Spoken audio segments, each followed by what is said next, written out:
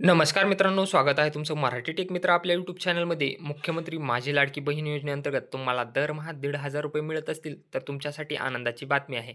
आता ज्या लाडक्या बहिणी किंवा महिलांना त्यांचा छोटासा व्यवसाय करायचा आहे आणि छोटासा व्यवसाय करण्यासाठी जर लाडक्या बहिणींना किंवा महिलांना ज्यांना ₹1,500 दरमहा लाभ मिळतो, अशा महिलांना जर एक छोटासा व्यवसाय करायचा असेल, तर त्यासाठी एक रकमी भांडवल लागते आणि हे भांडवल आता त्यांना बँकामार्फत दिलं जाऊ शकतं. एका कार्यक्रमामध्ये बोलत असताना महाराष्ट्र राज्याचे उपमुख्यमंत्री अजितदादा पवार म्हणाले, की लाडक्या बहिणींना बँकांमार्फत एकरकमी 40,000 ते 50,000 रुपयाचं कर्ज कसं मिळू शकतं, यासंबंधी बँकाशी चर्चा चालू आहे. म्हणजे त्यांचं म्हणणं आहे, की तुम्हाला लाडकी बहीण योजनेअंतर्गत ₹1,500 महिना मिळतो. तर ज्या बँकेमध्ये तुम्हाला हा महिना मिळतो, त्या बँकाकडून तुम्हाला 40,000 ते 50,000 रुपयाचं कर्ज दिलं जाऊ शकतं आणि त्या कर्जाच्या माध्यमातून भांडवल उभारणा करून त्या लाडक्या बहिणींना एक छोटासा व्यवसाय सुरू केला जाऊ शकतो.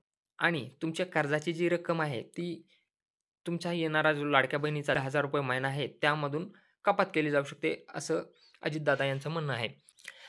तर याचा लाभ अशा लाडक्या बहिणींना मिळणार आहे, की ज्यांना स्वतःचा व्यवसाय सुरू करायचा आहे, परंतु भांडवल नाही. छोटासा व्यवसाय करण्यासाठी तुम्हाला एक रकमी भांडवल लागतं आणि हेच भांडवल तुम्हाला त्या बँकांमार्फत उपलब्ध करून दिलं जाऊ शकतं. तर या योजनेची अंमलबजावणी करायची झाली, तर बँकांना तसे आदेश दिले जाऊ शकतात, तसा जी-आर निर्गमित केला जाऊ शकतो आणि जी-आर निर्गमित केल्यानंतर काही मार्गदर्शक सूचना असतील, त्यानुसार तुम्हाला कर्ज मिळू शकतं. आता फक्त याची एका कार्यक्रमामध्ये घोषणा झालेली आहे.